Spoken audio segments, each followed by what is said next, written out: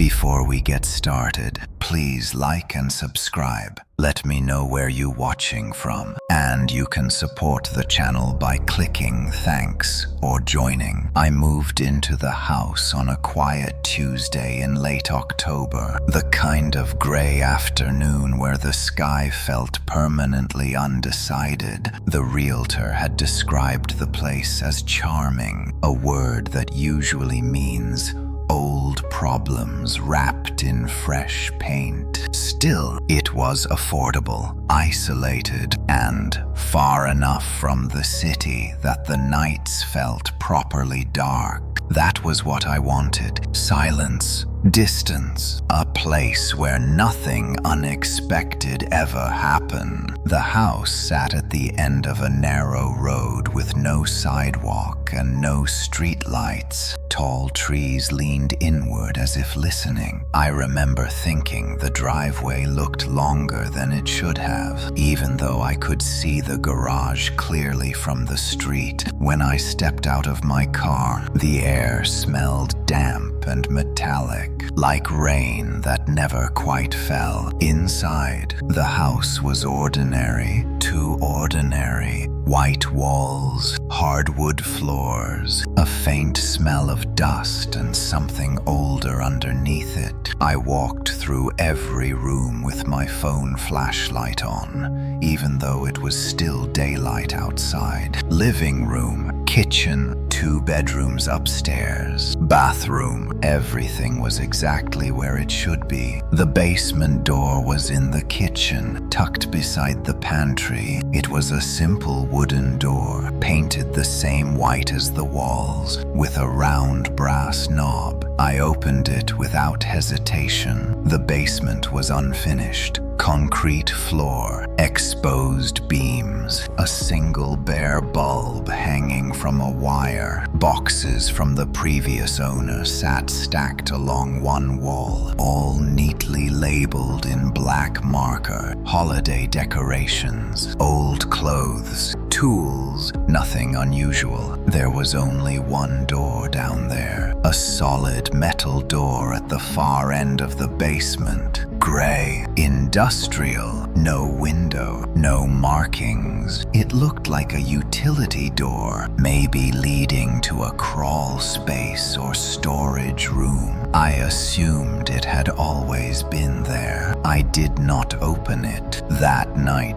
I slept poorly. The house made noises that felt too deliberate to be normal settling sounds. Soft clicks, dull thuds, something that sounded like a door gently closing somewhere far away. I told myself it was stress. Moving always did this to me. The next morning, I went down to the basement to unpack some boxes. That was when I noticed the second door. It stood on the opposite wall from the metal one, where there had been nothing the day before. I was certain of that. The wall had been bare concrete. I remembered it clearly because I had leaned against it while checking my phone. Now there was a door. It was wooden, dark brown, older than the rest of the house. The surface was scarred with shallow scratches, as if something had repeatedly dragged across it. The knob was oval and tarnished, cold-looking even from a distance. I stood perfectly still at the bottom of the stairs, trying to force my memory to cooperate. Houses do not grow doors overnight. Basements do not rearrange themselves. I walked closer. The door frame had been set directly into the concrete, clean and seamless, as if it had always been part of the structure. No cracks, no dust, no construction debris, just a door where there should not have been one. I reached out and touched it. The wood was cold, not cool, but cold in the way metal feels in winter. I pulled my hand back instinctively. On the door was an envelope. It had been pinned there with a thin metal tack, driven straight through the paper. The envelope was yellowed, its edges soft with age. My name was written across the front in neat handwriting. Daniel Carter. I had not told anyone my full name since moving in. I pulled the envelope free and turned it over. No return address. No stamp. Just a date written in the corner. October 29th. The year was wrong. It was dated 1 year ago. I laughed. A short sound that came out sharper than I expected. Someone was messing with me. The previous owner, maybe. A neighbor with a strange sense of humor. I opened the envelope.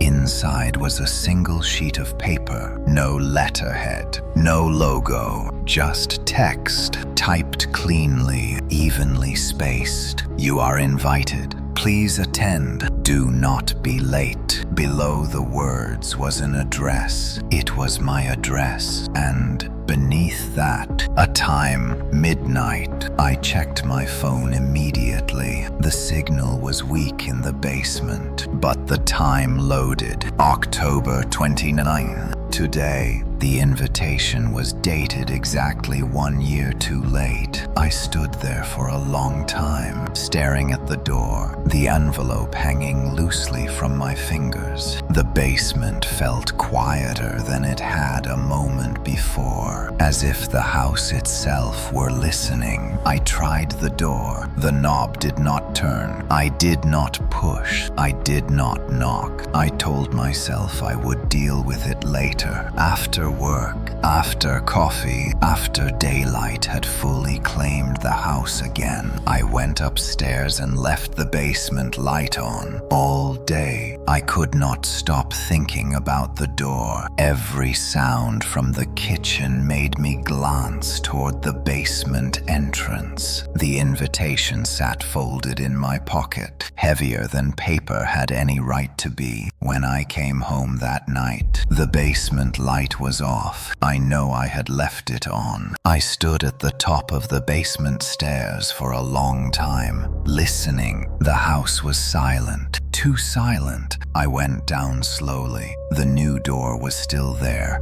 The envelope was back, pinned neatly in place, as if I had never touched it. The date on the front had not changed. But there was something else now. Beneath my name, written in smaller letters, was a sentence that had not been there before. We noticed you did not come last time. I did not sleep that night. Every time I closed my eyes, I saw the sentence on the envelope forming again, letter by letter, as if someone were writing it in real time, just beneath my name. We noticed you did not come last time. The words felt personal, almost disappointed, as if something had been waiting for me, as if it had expected me to remember. Morning came without relief. The house looked normal in daylight, painfully so. Sunlight spilled through the kitchen windows, touching the basement door with a warmth that felt dishonest. I stood there with a cup of coffee growing cold in my hands, telling myself that fear thrives on darkness and ignorance. In the light, mysteries shrink. I opened the basement door. Nothing had changed. The unfinished space greeted me with the same concrete smell and faint echo. The single bulb hummed softly. The metal door at the far end stood exactly where it always had, and across from it, the wooden door waited, silent and patient. The envelope was gone. For a brief moment, relief washed through me. Maybe I had imagined it. Maybe exhaustion had filled in gaps that never existed. Then I saw the paper on the floor. The invitation lay unfolded at the base of the door, perfectly centered, as if placed deliberately for me to find. I picked it up slowly. The text was the same, but the paper felt thinner now, more fragile,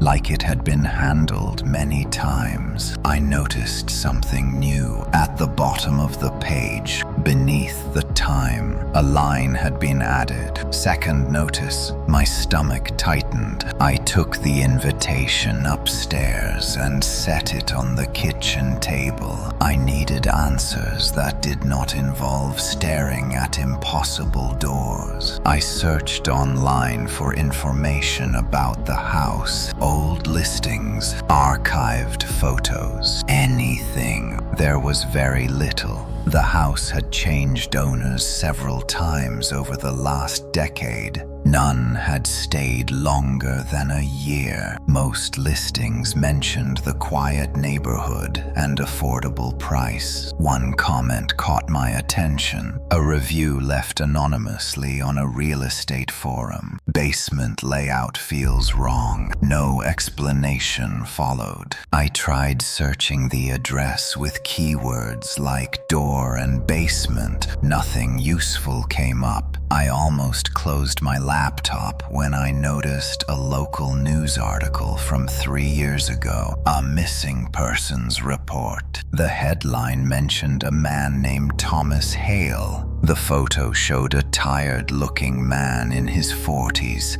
standing in front of a house that looked painfully familiar. My house. The article said Thomas had moved in alone and was last seen by a delivery driver on October 29th. He had not shown up for work the next day. No signs of forced entry. No evidence of a struggle. Just absence. I scrolled further. Another article, another name. Different year, same address, same date. October 29th. A pattern formed quickly. Each story nearly identical. Someone moves in, someone disappears. Always after receiving something that was never clearly described. Always around midnight. I shut the laptop. The house creaked softly, settling around me like it was listening. I did not go to work that day. I told my manager I was sick. It was not a lie. Fear has its own kind of illness. As evening approached, the air inside the house grew heavier. The silence pressed in from every corner. I kept checking the time, watching the numbers crawl forward with painful slowness. At 11:30, I heard the first knock. It came from the basement. One slow knock, firm, polite. I froze on the couch, my heart pounding loud enough that I was sure whoever stood below could hear it. I told myself it was the pipes. Old houses knock and groan. The second knock disagreed. 3 measured taps. Closer together, I stood before I realized I had decided to move. Each step toward the kitchen felt wrong, like walking against a strong current. The basement door waited, unchanged, innocent. Another knock,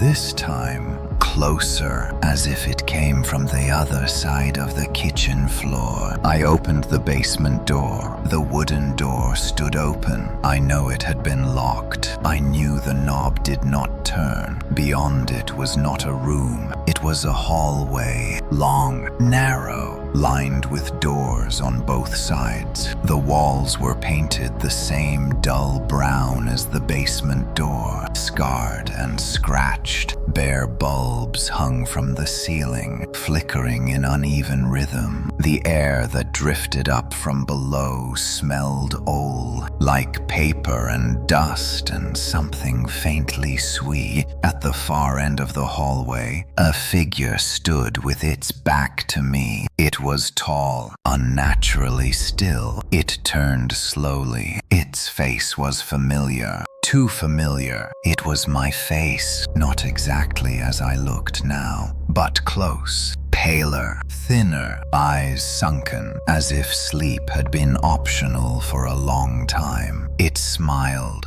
"You are early," it said. Its voice was mine, but flatter, hollowed out. I tried to speak. No sound came. The figure stepped aside and gestured down the hallway. "They are waiting for you this time." The lights flickered harder. Doors along the hallway began to tremble softly, as if something behind each one had noticed me. I slammed the basement door shut and stumbled backward. When I gathered the courage to look again, the basement was empty. The wooden door was closed. The envelope was pinned neatly at eye level. Third notice: tonight.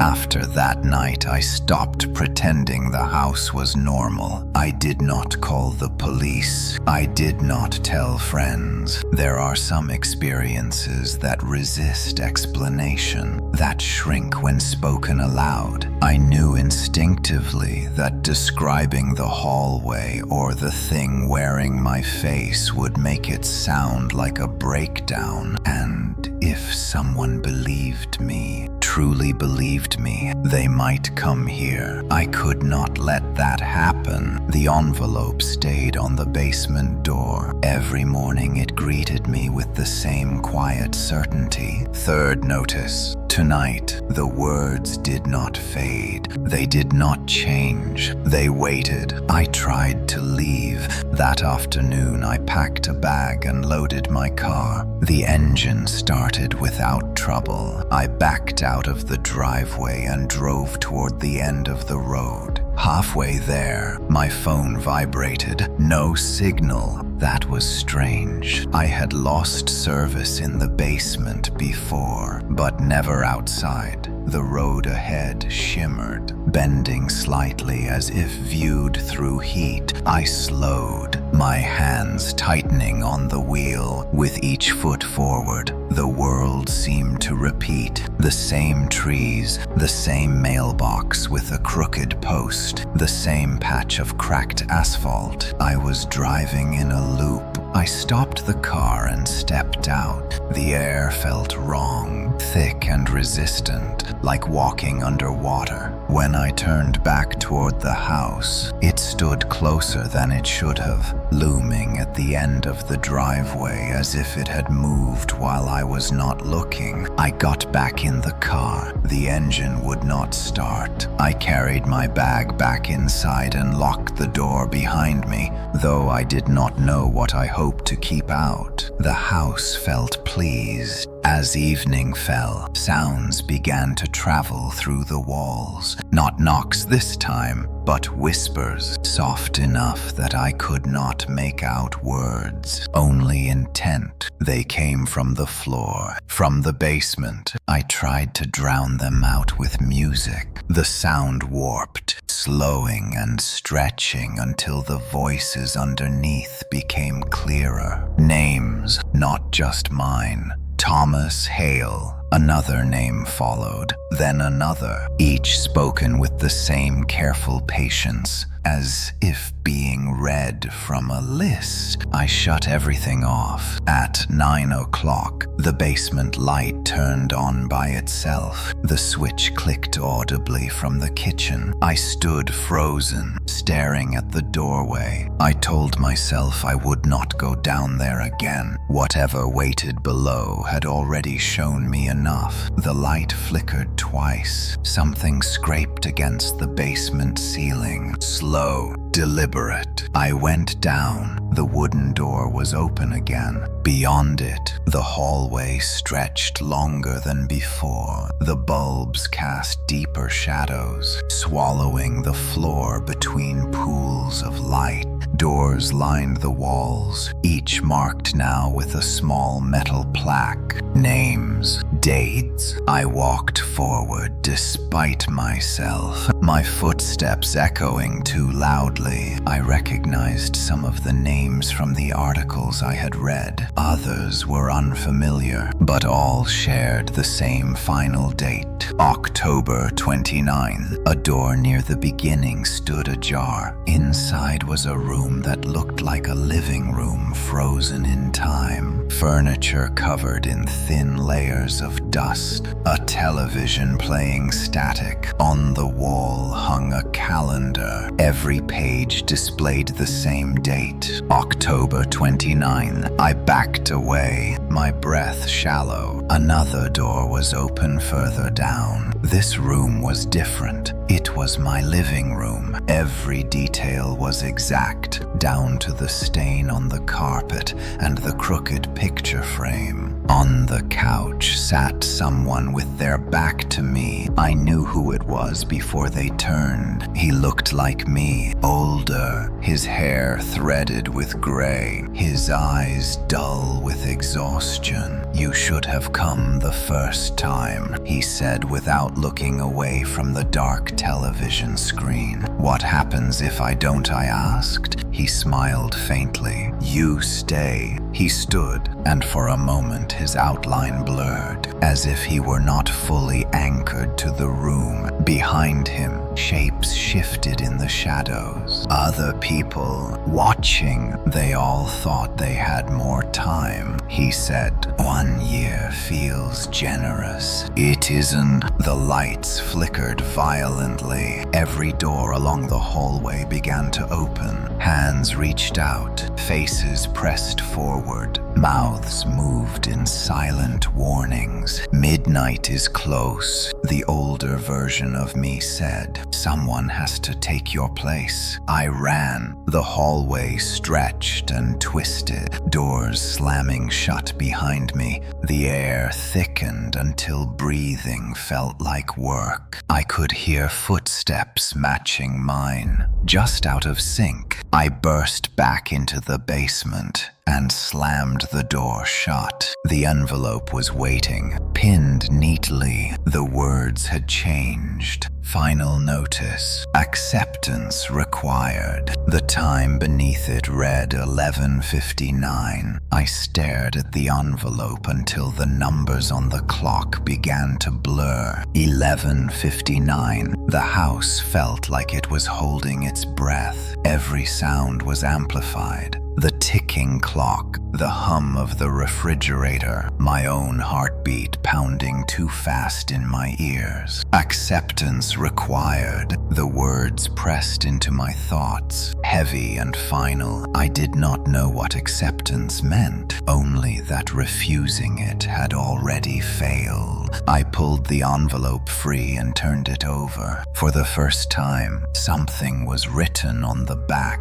Rules. The word was centered, typed in the same clean font as the invitation. Below it, 3 lines. You may enter only when invited. You may leave only when replaced. Time belongs to the house. My hands shook as I read them again. They did not feel like warnings. They felt like documentation. The basement light flickered once, then steadied. I went down. The wooden door opened without resistance, as if it had been waiting for permission I had just granted. The hallway beyond was brighter now, the bulbs glowing with a steady, unnatural light. The doors along the walls stood closed, silent. At the far end, the figure waited. My face, or what wore it. "You read the rules," it said calmly. I nodded. "Good. Most people don't get that far." I asked it what the house was. It tilted its head, considering a place to put things that have already happened. It said, "A way to keep time tidy." It stepped aside and gestured to the nearest door. "Come see." The door opened onto a narrow bedroom. A man sat on the bed, staring at his hands. He looked up when we entered, eyes hollow with exhaustion. "Thomas Hale." He recognized me immediately. "You're new," he said. "That means I can go." The thing beside me shook its head. "Not yet." Thomas laughed weakly. "It always says that." I asked him how long he had been there.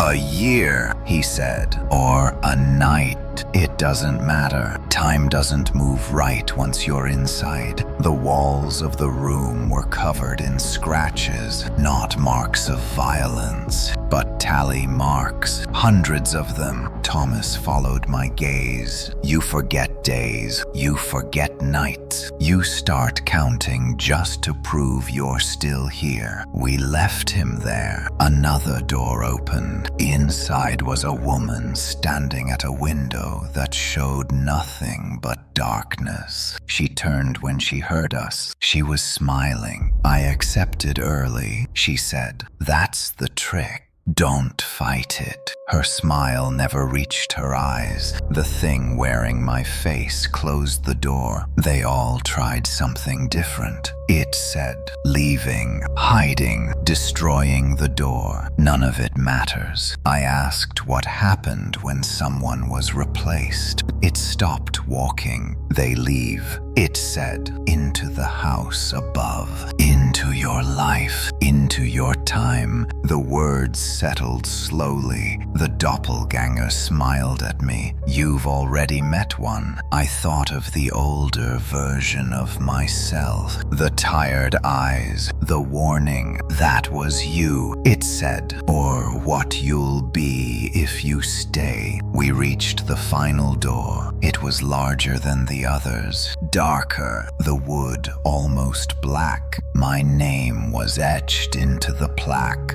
Daniel Carter. No date. This one is yours, it said. For now, inside was an empty room, a single chair in the center. On the wall hung a mirror. I stepped forward. The reflection did not move. It lagged behind me, watching. Midnight struck. The sound echoed through the hallway like a bell. The house exhaled. The thing placed the envelope back into my hands. Sign, it said. I looked at the mirror again. In the reflection, my eyes were already dull. I understood then. Acceptance was not agreement. It was surrender. I did not sign the envelope. Not yet. Midnight passed without a sound. No scream, no collapse of walls. The house did not punish hesitation. Instead, it waited, patient as rot. The clock ticked forward again as if nothing significant had happened, and somehow that was worse. The thing wearing my face did not rush me. You always think there is more time after midnight, it said.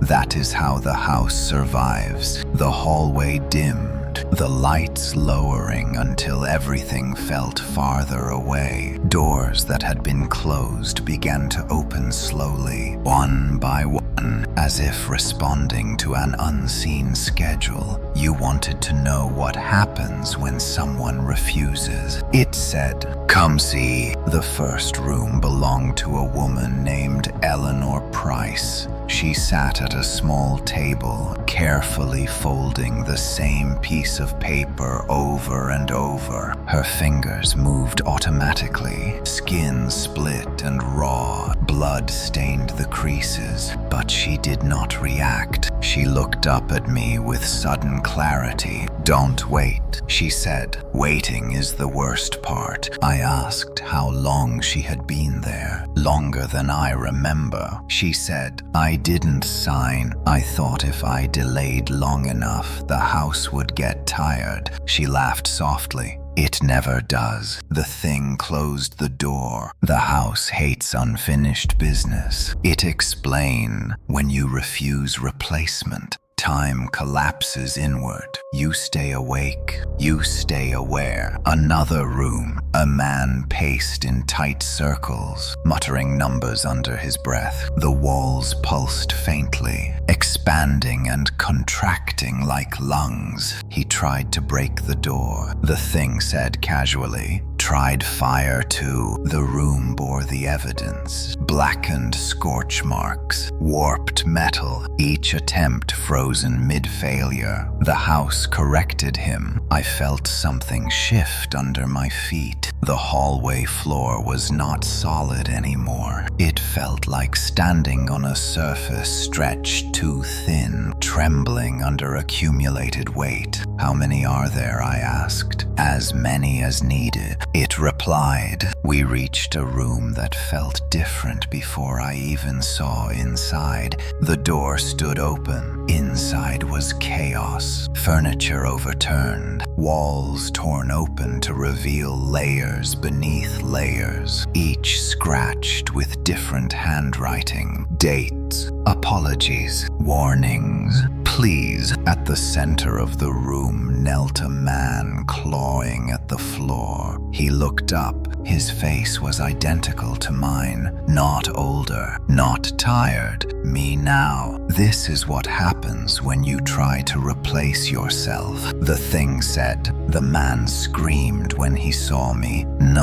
No, I already tried. You can't be here too." He lunged forward, but stopped abruptly as if pulled back by invisible restraints. His mouth kept moving. No sound came out. "The house does not allow duplicates," the thing continued. "Only succession." The door slammed shut. I stumbled back, nausea rising. "That was supposed to be you," it said gently. "If you had refused long enough." I understood then. Delay was not resistance. It was preparation. We moved on. The final room was quiet. Inside sat the older version of me again. He looked worse than before. His hands shook. His eyes were glassy. "You still have a choice," he said weakly. "Do I?" He smiled sadly. "Only between leaving and becoming me." I asked him what happened after replacement. He leaned back.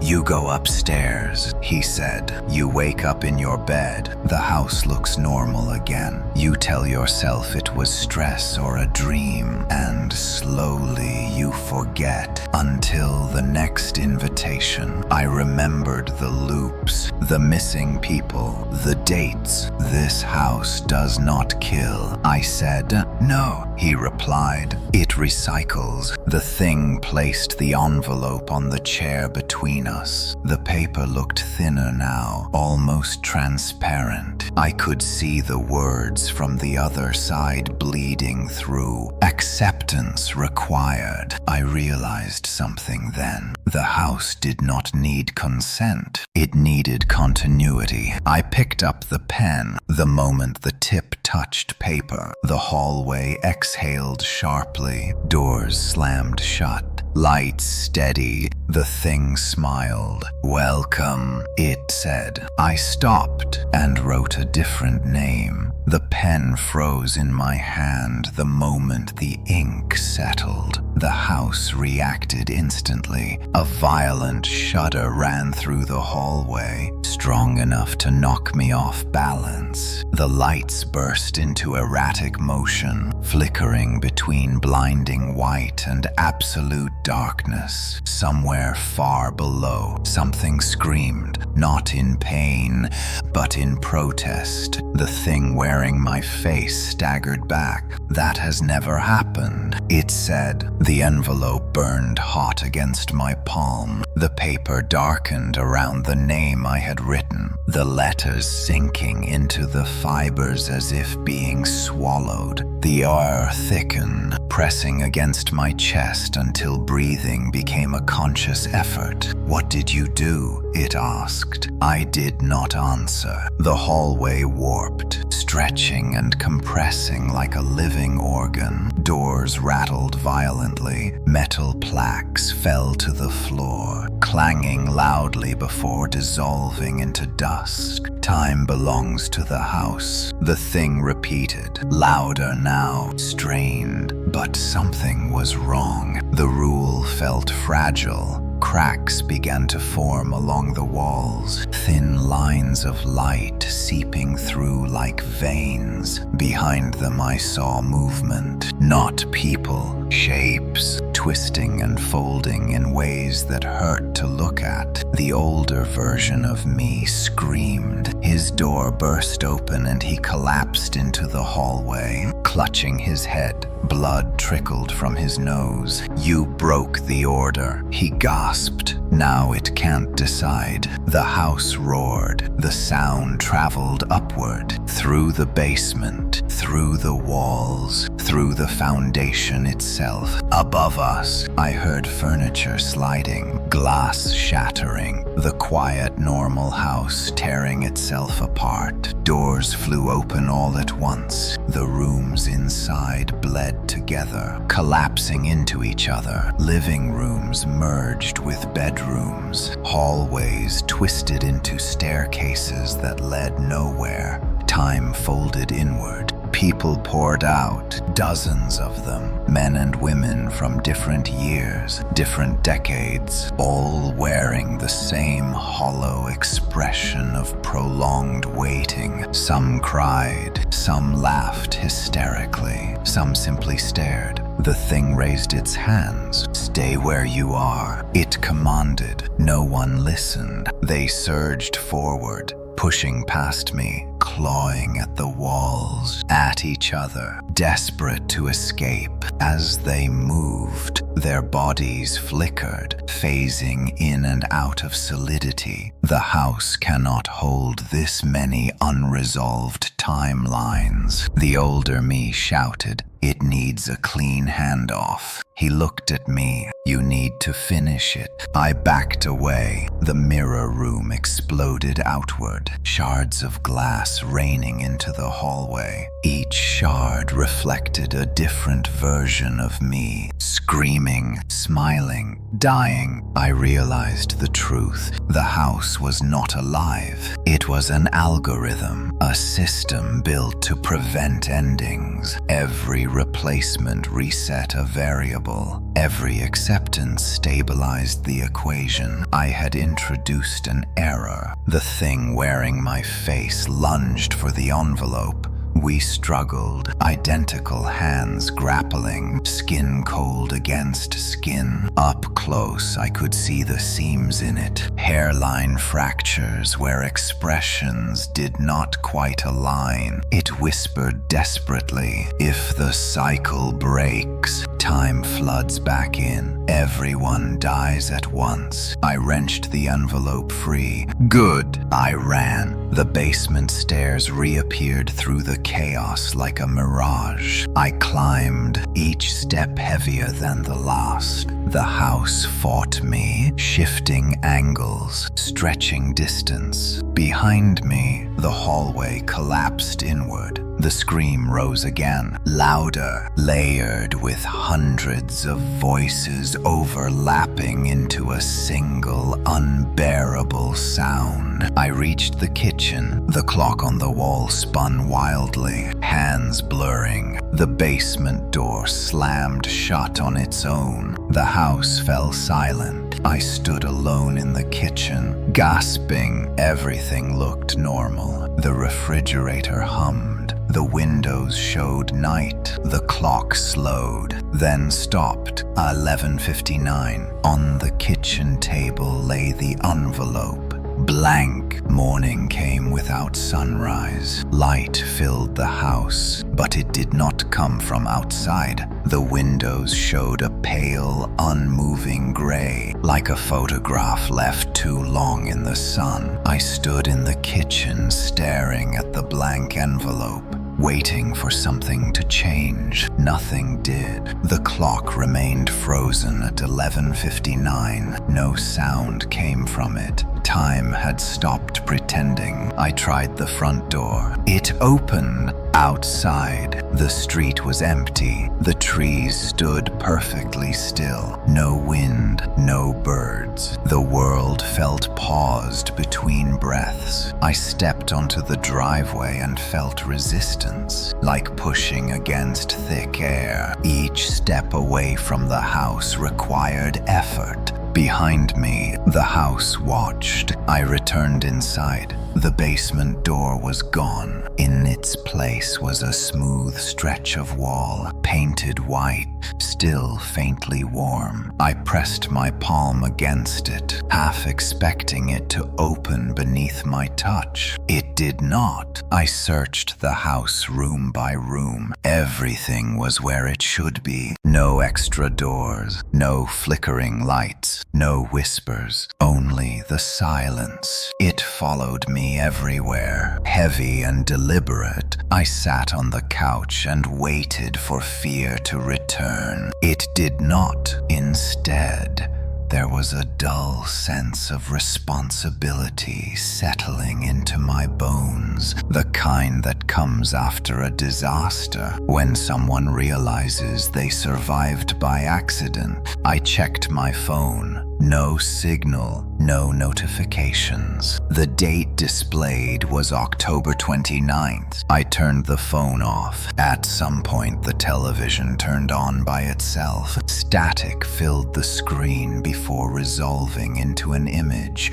The hallway, empty now. The doors were gone. The lights were dark. At the far end stood the thing that had worn my face. It looked wrong, incomplete. You removed the anchor. It said, "The system cannot correct." I asked it what happens now. It smiled weakly. Now time leaks. The image shifted. I saw people appearing in places they did not belong. A woman standing in the middle of a highway as cars passed through her without stopping. A man sitting at a dinner table while his family spoke around him, unaware. Ghosts, not dead, displaced. The thing continued. They were replaced too many times. Without the house, they have nowhere to return. I realized what I had done. The house had been a prison, but it had also been a container. The television went black.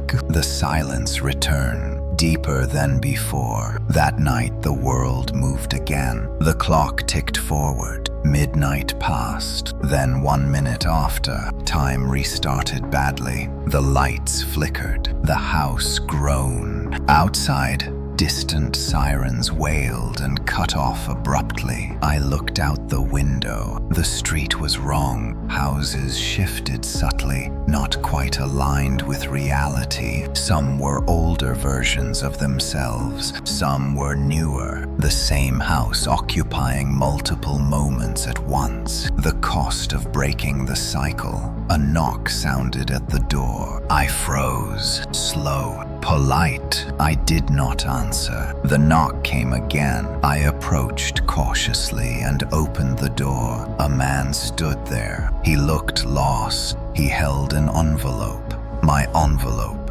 It was no longer blank. My name was written across it. Daniel Carter. The date beneath it was tomorrow. He met my eyes. They told me you could help. The house behind me creaked softly. Somewhere deep within its walls, something shifted. The cycle was not finished. It had only changed owners. I did not invite him inside. The man at my door stood patiently, holding the envelope with both hands, as if afraid it might disappear. His eyes moved past me, searching the interior of the house with quiet desperation. He already felt it. The pull, the gravity of a place that pretends to be ordinary. "You can come in," I said finally. Relief washed over his face. The moment he crossed the threshold, the house responded. A subtle shift, a low creak deep within the walls. Not anger, recognition. The envelope in his hands grew heavier. My name changed on it. Daniel Carter faded slowly, letter by letter, replaced by a new one. Michael Reeves. The man swallowed hard. "I didn't write that,"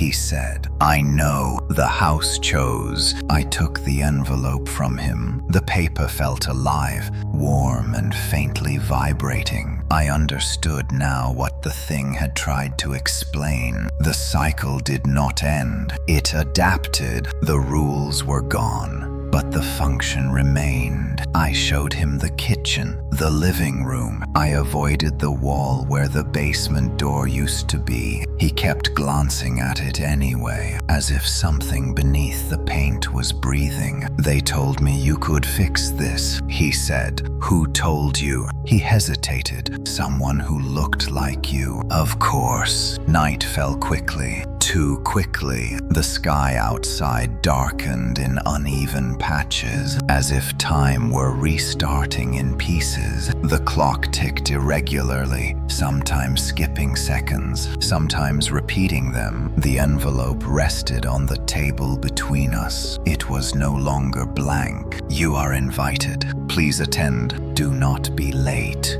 The date read tomorrow. I realized what tomorrow meant now. Tomorrow was whoever remained. I asked Michael where he had come from. A hospital, he said. I woke up in a hallway that didn't exist. Everyone walked through me like I wasn't there. Then I saw the house.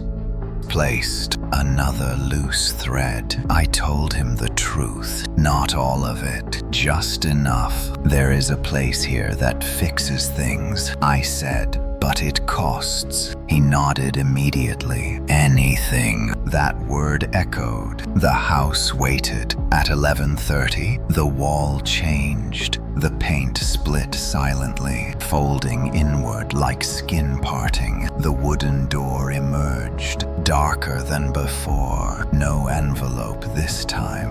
No rules, just an opening. Michael stepped back. It wasn't there before. Neither was I. I led him down. The hallway had returned, but it was different. Shorter, narrower, fewer doors. Only one was open. Inside was a simple room. No mirror, no chair, just a doorway leading up. That's it, he asked. I nodded. You go through. You wake up somewhere that fits you again. He looked at me. What happens to you? I did not answer. He stepped forward. The house sighed as Michael passed through the doorway. His outline blurred. Color returned to his face. Weight settled into his steps. For a moment, nothing happened. Then the envelope on the kitchen table burned away into ash. The wall sealed itself. The clock corrected. October 30th. Morning came. Sunlight this time. Real. I stood alone in the kitchen. The house felt emptier, hungrier. I understood my role now. I was not the owner. I was the filter. The next knock would come, and I would have to decide. The knocks did not stop after Michael. They came at different hours, different nights. Sometimes the doorbell rang. Sometimes there was only the soft, deliberate tapping of knuckles against wood. Always polite, always patient. The house learned my schedule faster than I expected. The first few were easy, at least I told myself that. A young woman who had fallen asleep on a train and woken up in a station that no longer existed. A man who stepped into an elevator and exited into a hallway that stretched for miles. People displaced by accidents in time so small they barely registered until it was too late. The envelope chose them. I only opened the door each time someone crossed the threshold. The house reacted with quiet approval. The walls creaked, the air warmed. The clock steadied for a few more hours. Balance restored. But the envelopes changed. They began arriving earlier, sometimes before nightfall, sometimes already filled out. I stopped leaving the house, not because I could not,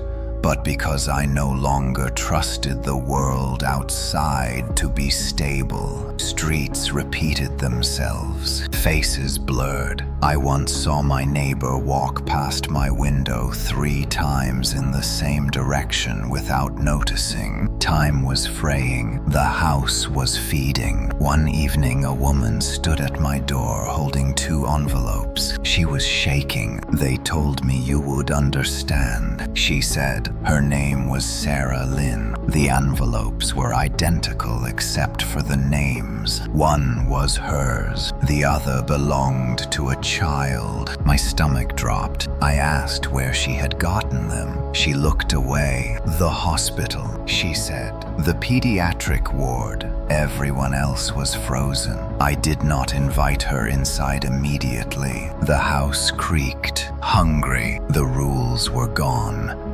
But patterns remained. The house preferred efficiency. I knew what it wanted. I brought her in. The wooden door formed quickly. Impatient now, 2 envelopes pinned neatly side by side. The hallway returned shorter than ever. Inside the room were 2 doorways. One led upward. One led nowhere I could see. Sarah understood without explanation. "If I go first," she asked, "what happens to him?" I did not answer. The house does not negotiate. She knelt. "Please." I felt something inside me fracture. I remembered Thomas. Eleanor. The rooms of waiting. I had become the choice they never had. I took the envelope with the child's name. The paper burned cold. The house reacted violently. Walls groaned. Lights dimmed. This was not the optimal outcome. I tore the envelope in half. The sound echoed like a gunshot. The hallway collapsed instantly. The doorways vanished. Sarah screamed. The house screamed louder. Time surged. I was thrown back into the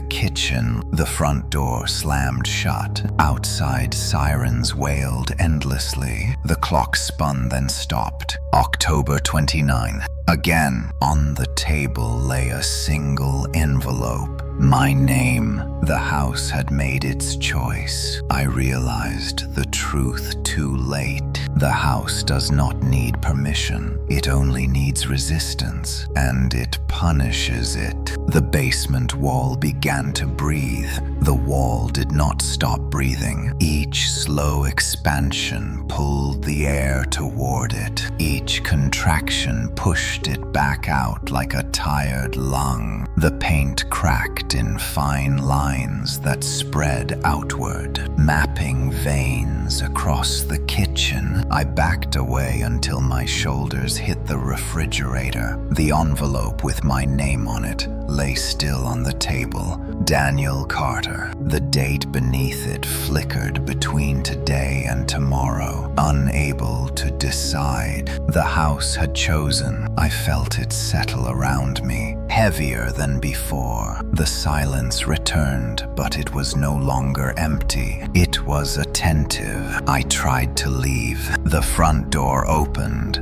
but the world beyond it was wrong. The street bent inward, curving back toward the house. No matter which direction I looked, the sky pulsed faintly, like a screen refreshing. I closed the door. The basement wall split open, not violently. Carefully, the wooden door slid out from beneath the paint, whole and intact, as if it had never left. The oval knob gleamed, polished clean. The envelope lifted from the table on its own and pinned itself to the door. Final invitation. I laughed. The sound came out thin and brittle. I went down. The hallway was back in full length now, longer than I remembered. More doors lined the walls than ever before. New plaques gleamed beside old tarnished ones. The house had been busy. The thing wearing my face waited near the end. It looked stronger again, more complete. Resistance is inefficient, it said. You proved that. I asked what would happen if I refused again. It gestured around us. This! The doors trembled. The air vibrated with restrained force. You are not special, it continued. You were simply in the correct position when the system failed. I realized then that the house had never been personal. People were interchangeable. I was a variable. We passed rooms filled with scenes I recognized from outside. Streets, offices, hospital corridors, each frozen at a moment of displacement. You see the cost now, the thing said, without replacement. Time accumulates. We reached my door. It was open. Inside was my kitchen, perfectly recreated. The envelope sat on the table. A loop. You sign and the house stabilizes. It said, you wake upstairs. Someone else stands where you stood. And if I don't, the thing smiled. Then the accumulation continues until it collapses. I stepped inside. The moment I touched the pen, the door behind me closed. I hesitated, not out of fear, out of understanding. The house does not hunt villains. It hunts gaps. I signed. The kitchen dissolved. I woke in my bed. Morning sunlight streamed through the window. Birds sang. My phone buzzed with missed notifications. October 30th. Normal. For a moment I believed it. Then I noticed the envelope on my nightstand. Blank. Waiting. I lived 3 normal days before I noticed the cracks. They were not obvious at first. Small things. A mug I did not remember buying. A voicemail thanking me for a conversation I could not recall. My calendar showed meetings I had apparently attended. Photos on my phone placed me in rooms I had never been in. I told myself this was what stress looked like after surviving something terrible. The house agreed. It stayed quiet, cooperative, almost kind. The basement wall remained solid. No breathing, no seams. The envelope on my nightstand stayed blank, waiting. On the 4th night, I dreamed of the hallway, not as it had been, but as it wanted to be remembered. Short, clean, empty, no doors, just light at the end. I woke with the sensation that something had been removed. I tested myself. I wrote my name on a piece of paper. Daniel Carter. The letters felt unfamiliar in my hand, like copying a signature I had practiced but never owned. I stared at the name until it blurred. I checked my reflection. For a moment it lagged, just a fraction of a second. Then it smiled when I did. At work, people treated me gently.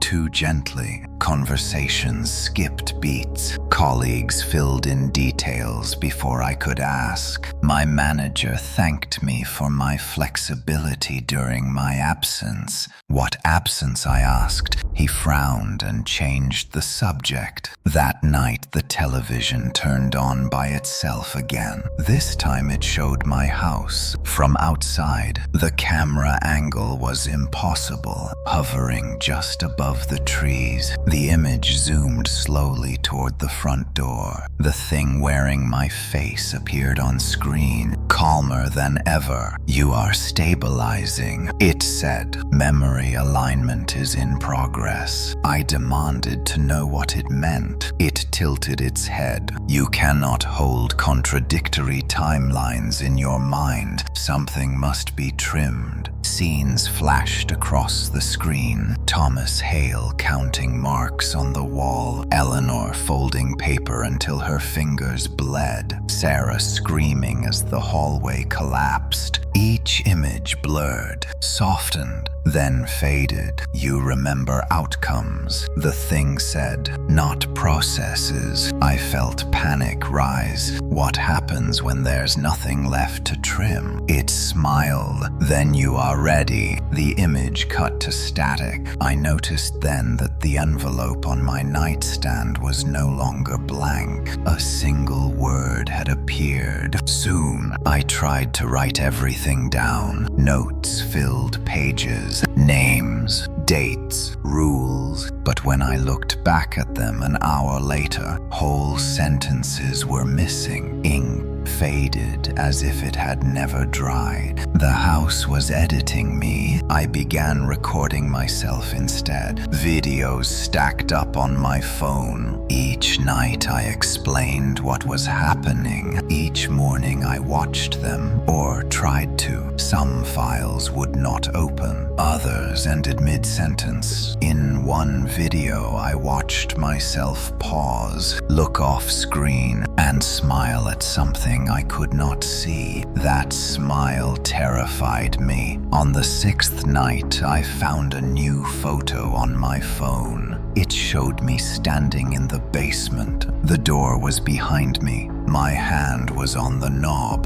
The timestamp read tomorrow. The envelope on my nightstand felt heavier when I touched it. The word had changed. Prepare. I understood then. The house was not waiting for a signature. It was waiting for erasure. Preparation felt like forgetting. Each morning I woke with fewer questions than the night before. The sense of urgency that once kept me sharp dulled into routine. I still remembered that something was wrong, but the edges had softened, like a warning label worn smooth by time. The envelope stayed on my nightstand. Prepare. The word did not threaten. It instructed. I followed the routines the house seemed to expect. I went to work. I smiled at neighbors. I answered emails I did not remember writing. Each normal action felt like a brick laid into place, sealing something behind me. At night, I dreamed of doors, not the wooden one. Not the hallway. New doors, front doors, office doors, elevator doors. Doors opening into moments where people paused mid-step, mid-sentence, waiting for me. I began to recognize them during the day. A man in the grocery store aisle staring at shelves that flickered between decades. A woman on a bus holding an envelope she did not remember receiving. Their eyes followed me with a quiet plea. The house was delegating. The first time I spoke to one of them, the words came easily. "You are not supposed to be here," I said gently. The man blinked. "Neither are you," he replied. That night, the television turned on without static. It showed me standing at my own front door, knocking. The timestamp read next week.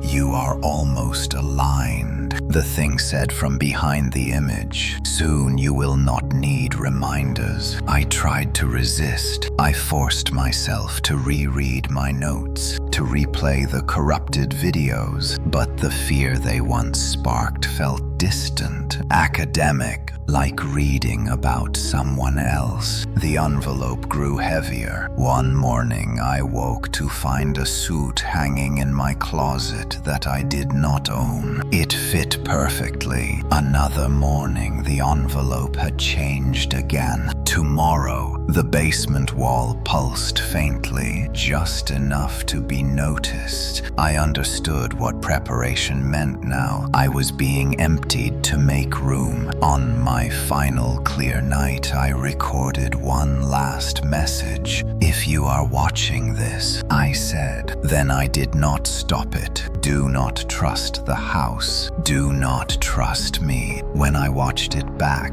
The video ended before that sentence. I stood at the mirror. This time the reflection smiled first. It spoke. "We are ready." The envelope slid itself into my hand. The date was correct. Tomorrow. I placed it carefully on the nightstand and lay down. Sleep came instantly. When I dreamed, I was standing outside someone else's house. I raised my hand and knocked. The first invitation I delivered myself felt natural. I woke before the alarm, calm and focused. The envelope rested in my hand as if it had always belonged there. The paper was no longer warm or cold. It was neutral, correct. I checked the name, Ethan Moore. I did not know him yet, but I would. The house was quiet when I left. No resistance, no warping streets. The front door opened easily and closed behind me with a satisfied click. Outside,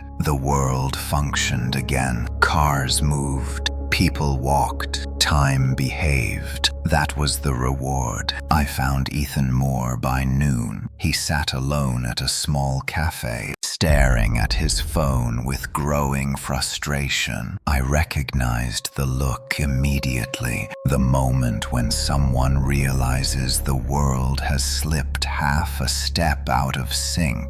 I sat across from him. "You dropped this," I said, sliding the envelope across the table. He frowned. "I don't know you." "You will." He opened it. The color drained from his face. "How did you know my name?" "The house always knows." I watched his hands shake. I remembered my own once doing the same. The memory carried no emotion now, just data. "You have questions," I said. "That's normal." He asked all of them. "What is this place? Why me? Can I refuse?" I answered carefully. "You were displaced," I said. "Time misfiled you. This is how it corrects itself." He laughed weakly. "That sounds insane." "It always does." The house adjusted around us. The cafe lights flickered once. No one else noticed. "Tonight," I continued, "midnight. If I don't come."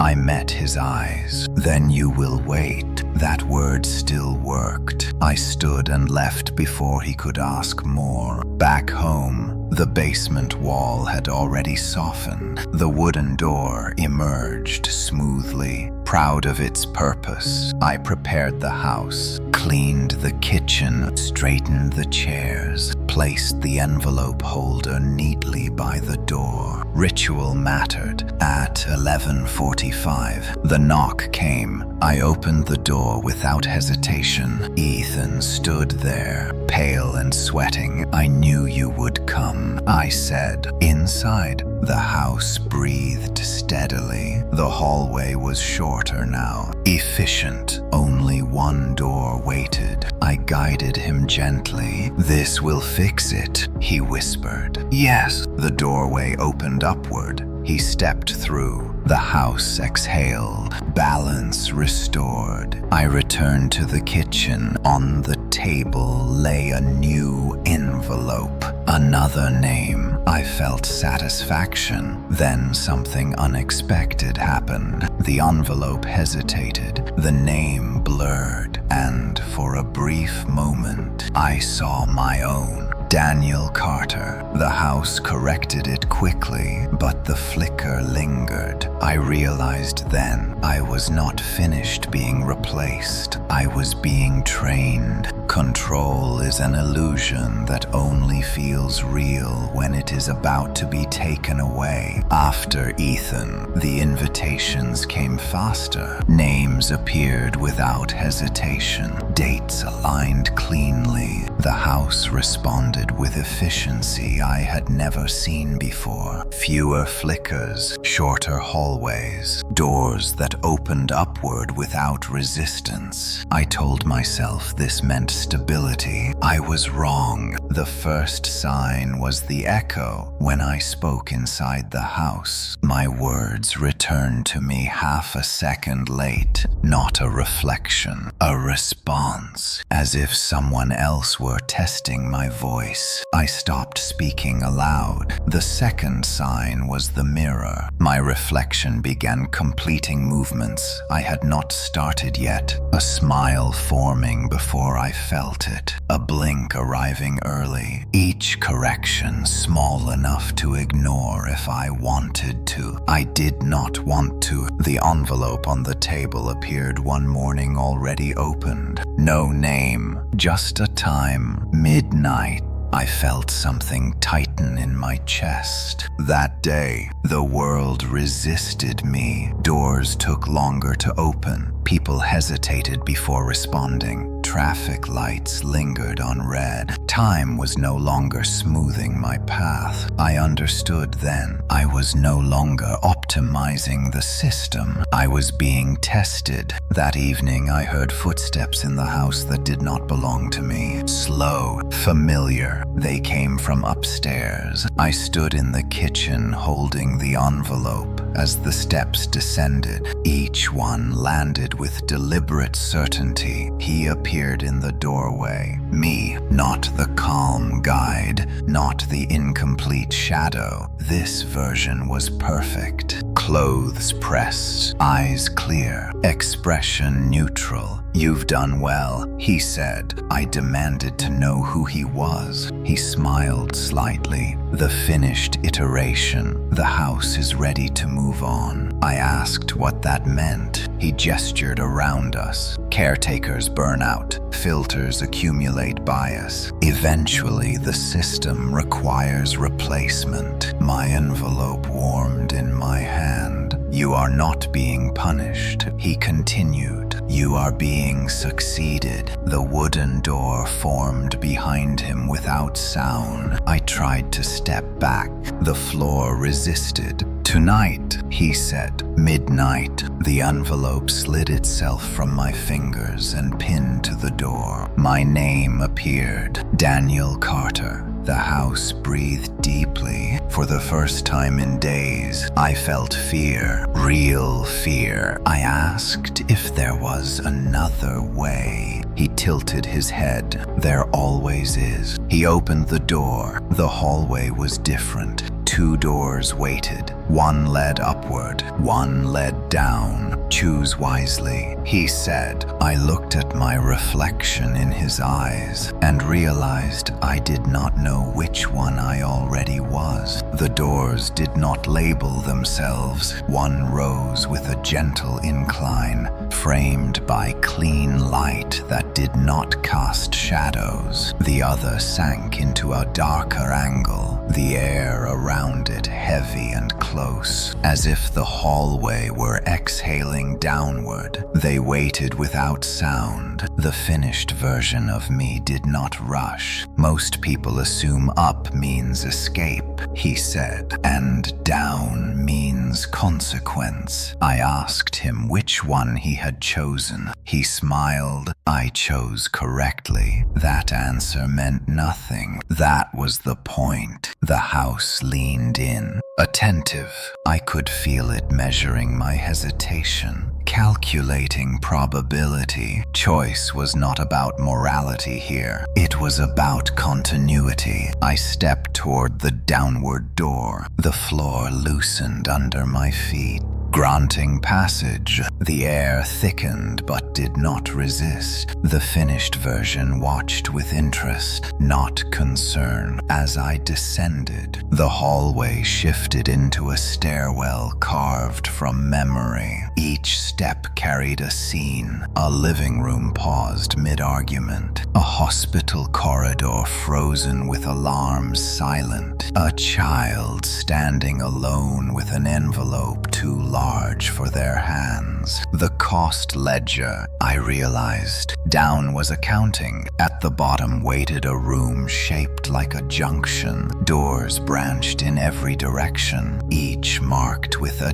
date, not names. Dates. October 29th. Repeated again and again. This is where accumulation settles, the finished version said. Now beside me, this is where unresolved moments stack until they are assigned. I asked what assignment meant. He gestured and a door opened. Inside, a man stood in a familiar kitchen. My kitchen, he looked relieved. You made it, he said to someone unseen. Then he froze. The door closed. That man would be sent upward soon. I understood. Into a life, into a time, a clean line drawn through his confusion. Down makes up, the finished version said. Up sends out. I asked where I belonged. He studied me carefully. You are noisy, he said. You question, you introduce variance. That is useful until it is not. We returned to the junction. Another door opened. Inside was a room of mirrors, not reflections of faces, but of choices. Every decision I had made since the first envelope replayed.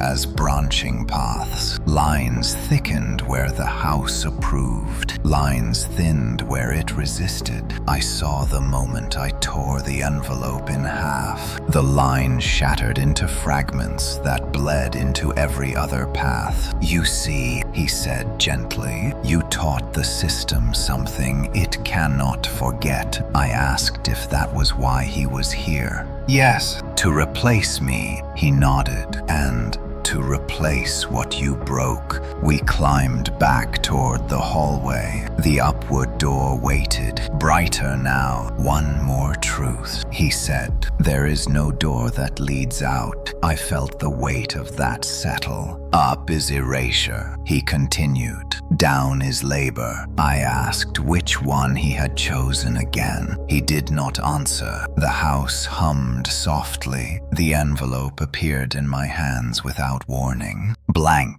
The finished version stepped back. Your turn. I understood at last. Choosing up would smooth me away. Memories trimmed, edges softened. I would become a pleasant absence, a resolved file. Choosing down would bind me to the machinery, counting, assigning, carrying the weight of unfinished time. I looked at the doors. The light above promised peace. The dark below promised responsibility. I chose down. The finished version exhaled. Good. The house opened itself. As I descended again, I felt the system latch on, threads weaving through thought and memory. Names arrived as dates. Dates became pressure. Pressure became purpose. Above me, a door closed. Somewhere, someone woke in a bed believing everything was normal. Below me, the work began. Work has a rhythm when time is no longer counted in hours. Down here, it arrives as weight. Each unresolved moment presses against the structure like sediment.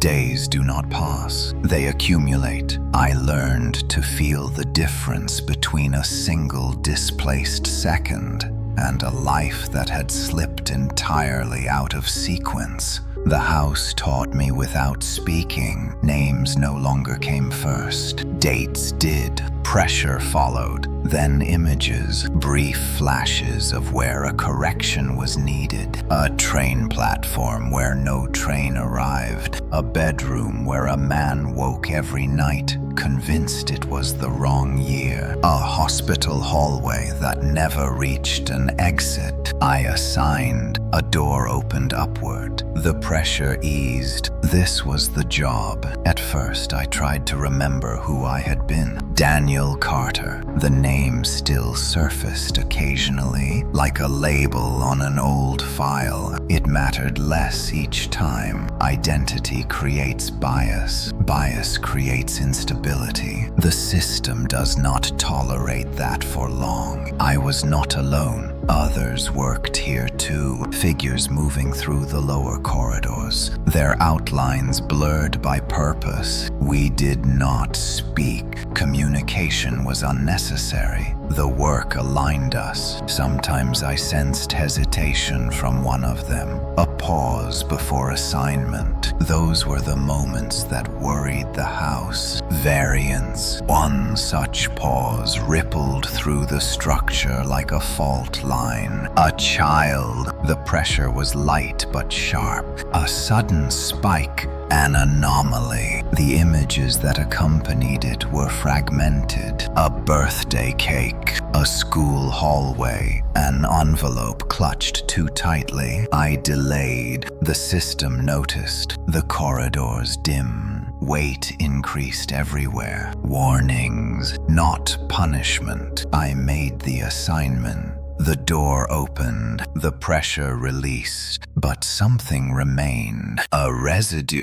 It clung to me. Mistakes do not disappear. They sink. I began to notice accumulations forming where they should not. Pockets of unresolved weight buried beneath layers of correction. The house compensated automatically, rerouting assignments, smoothing errors. But smoothing is not solving. I followed one such pocket deeper. The corridors narrowed. Dates repeated too closely. October 29th appeared again and again, compressed beyond tolerance. This was dangerous. Here, assignments overlapped. Lives were sent upward into moments that could not hold them. Fractures formed above.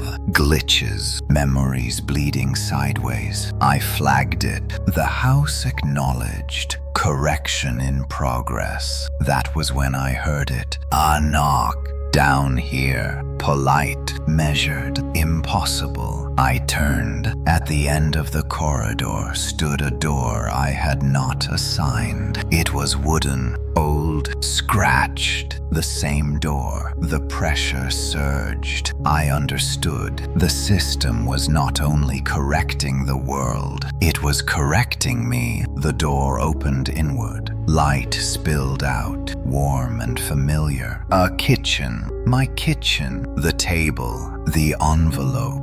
Blank, waiting. The work paused. For the first time since descending, I felt fear without instruction. The house does not make mistakes, which meant this was intentional. The system began correcting me the same way it corrected everything else. At first it was subtle. Assignments rerouted away from my corridor. Doors opened before I reached them, already resolved. The weight that once guided my hands now bypassed me entirely, flowing around my presence like water around a stone. I had become obstruction. The other workers noticed. They stopped passing near me. Their movements tighten, efficient and distant. Variance spreads through proximity. The system protects itself. I followed the wooden door instead. It remained open, patient. Each time I returned to the junction,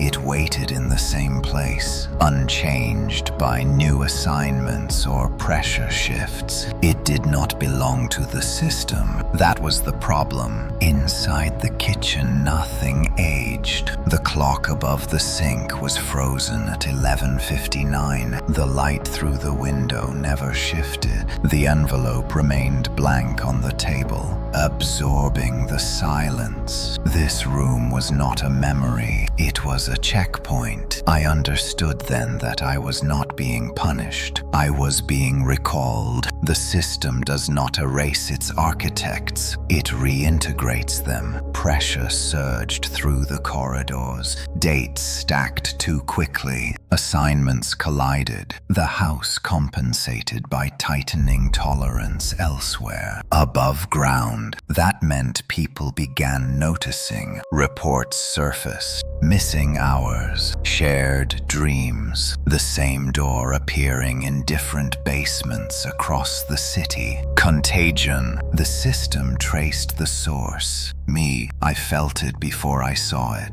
The finished version returned, not through the hallway, through the kitchen door. He looked unchanged, perfectly aligned. You stayed too long below, he said. I asked him if he had always been waiting. He nodded. Every caretaker leaves residue. You left more than most. The envelope lifted itself. A name appeared. Daniel Carter. Final alignment. I laughed. That name felt distant now, decorative.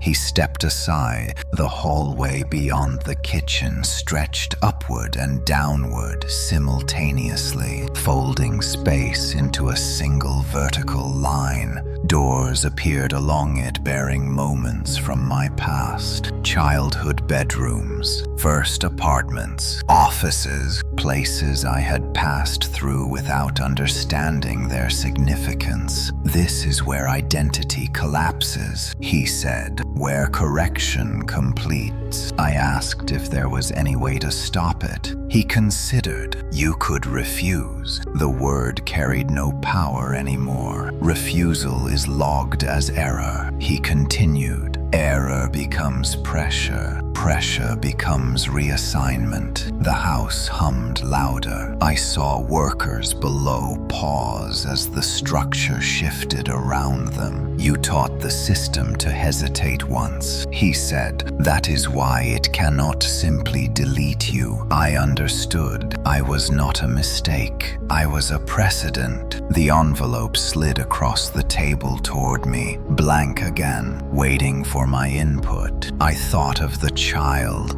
the hesitation, the residue. I did not tear it. I wrote a date, October 29th. The house shuddered. Pressure spiked everywhere at once. The finished version stepped back. What did you do? I assigned myself, I said. The corridors screamed. Doors flew open upward and downward, releasing unresolved moments in a controlled surge. Weight redistributed violently but evenly. The system recalculated. I felt myself stretch thin across layers of time, not erased, distributed. The kitchen dissolved. The door vanished. Below me, above me, within me. Work continued. The system stabilized. At a cost, somewhere a man woke up knowing his house had an extra door. They do not remember me. That is the first thing I learned after fragmentation. Memory travels poorly when a person is spread across functions instead of time. Pieces of me settled where pressure demanded, in thresholds, in decisions. In the pause before a door opens, I am not a voice anymore. I am a condition. Above ground, people began telling similar stories. A woman in Portland swore her basement gained a door overnight. A man in Chicago filmed a hallway beneath his apartment that disappeared by morning. None of them used the same words. They never do. But the pattern holds. October 29. I see through them sometimes, through the woman as she touches the unfamiliar knob and feels a cold she cannot explain, through the man as he deletes the video, convinced it must have been a dream. The system stabilized around my absence. It learned to route without a caretaker. That should have been the end. It was not. Without a single hand guiding assignments, micro errors multiplied. Not enough to collapse everything. Enough to blur edges. People arrived early. People arrived late. Some arrived twice. I feel those moments like static. One fragment of me remains anchored near the original house. Not inside. Near. It watches the kitchen table. The envelope still appears, sometimes blank, sometimes not.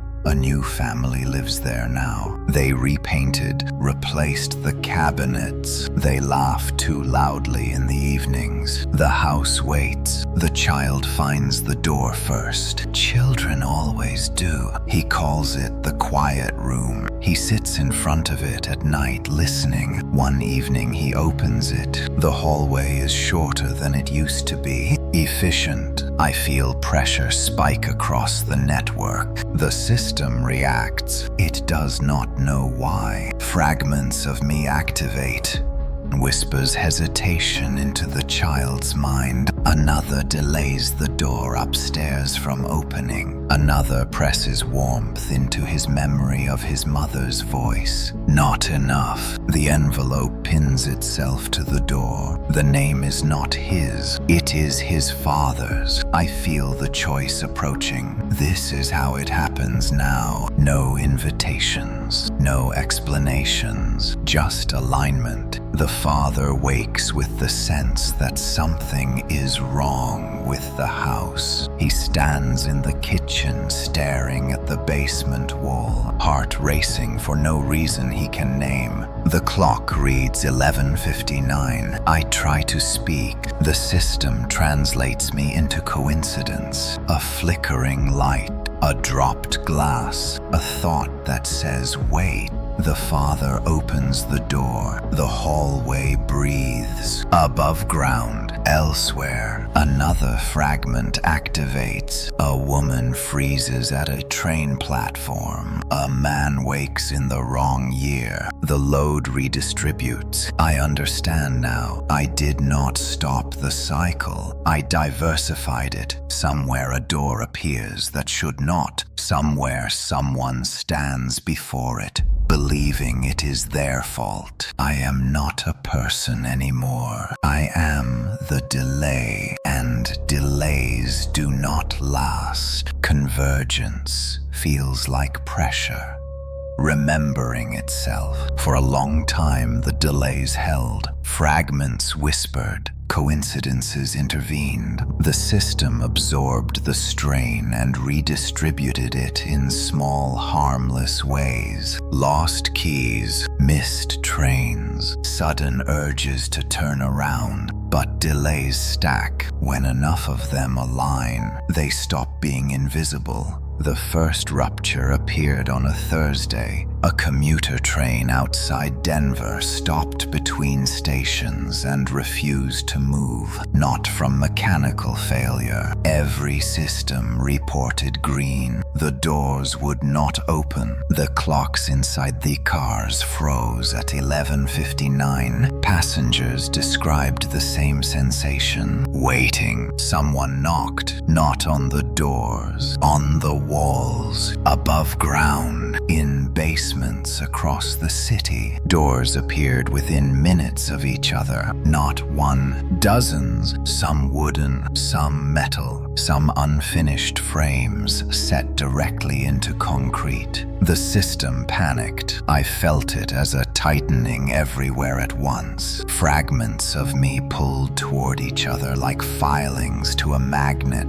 Awareness sharpened. I could feel the network again, not as a caretaker, as friction. The original house activated. The kitchen light flickered for the first time in years. The envelope appeared on the table, already written. No name, only a location. Denver. This was new. The system had never externalized convergence before. People noticed. Videos flooded the internet before they could be taken down. Doors opening into identical hallways. Clocks frozen. The same date spoken in different languages. October 29. Authorities issued statements. Gas leaks. Mass hallucination. Viral marketing. None of it held. I moved through fragments. Through a woman standing in a stalled train car as the wall softened beneath her hand. Through a man filming his basement door as it breathed. Through a child whispering to a hallway that answered. I was being reassembled. At the center of the convergence, a space formed. Not a building. A junction, an impossible structure beneath the city where hallways intersected without geometry, doors layered over doors, dates engraved over dates until metal buckled under repetition. The system gathered everything it could not smooth. Me, the finished version, waited there, not perfect now, strained. You multiplied the error, he said. I responded as pressure, as delay, as refusal. The doors began to open on their own, upward and downward at once. People poured through in waves, displaced moments colliding, lives overlapping, some screaming, some relieved. The system screamed too, not with sound, with recalculation. It tried to seal the junction. I held it open. For the first time, I was not acting alone. Others resisted. People who had waited too long, who had learned to listen for the knock, who had refused to forget.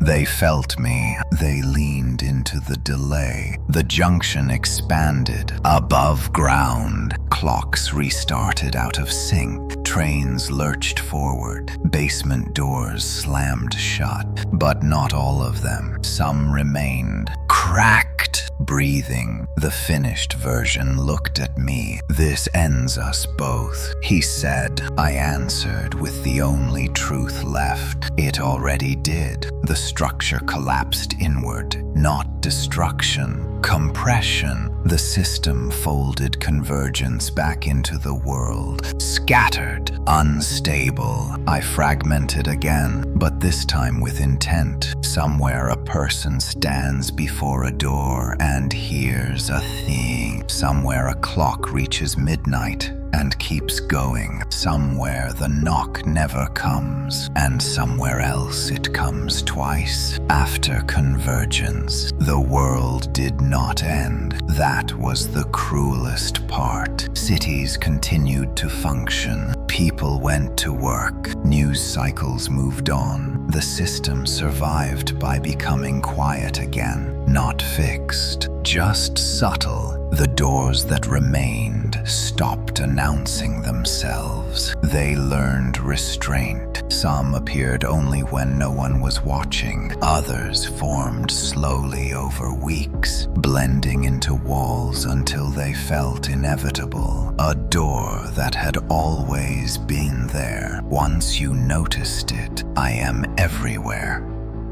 The delay exists, not as a voice, not as a thought, as hesitation, when someone pauses before turning a knob, when a clock stutters for half a second before correcting, when a person feels watched in an empty basement and cannot explain why. Those are me. The system adapted around my absence. It no longer needed a caretaker. It needed friction. A margin of error large enough to prevent collapse, small enough to remain invisible. I became that margin. Some people slip through now without doors at all. They wake in the wrong decade. They recognize faces that have not been born yet. They dream of rooms they have never entered. Most recover, some do not. the house still exists. The original one. It has new owners again, fresh paint, new furniture, different laughter. They do not know its history. They never do. But the basement listens. On certain nights, the concrete cools faster than it should. The air grows heavy. The sense of waiting returns. The child hears it first, not the knock, the absence of sound where one should be. He tells his parents the basement feels crowded.